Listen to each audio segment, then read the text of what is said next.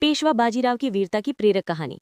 बहुत समय पहले भारत की पावन भूमि पर एक ऐसा वीर योद्धा जन्मा जिसने इतिहास की दिशा ही बदल दी। वे थे पेशवा बाजीराव।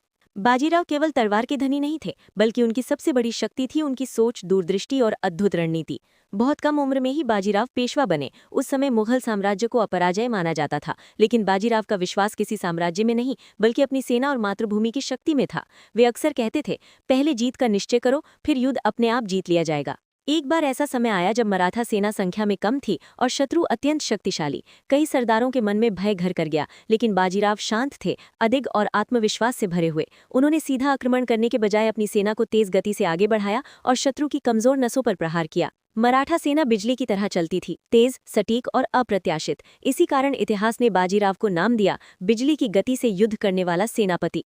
कहा जाता है कि बाजीराव ने अपने पूरे जीवन में एक भी युद्ध नहीं हारा। उन्होंने विजय केवल तलवार से नहीं, बल्कि अनुशासन, साहस, नीति और देशभक्ति से अर्जित की। वे अपने सैनिकों को परिवार की तरह मानते थे और सदैव न्याय और धर्म के मार्ग पर चलते थे।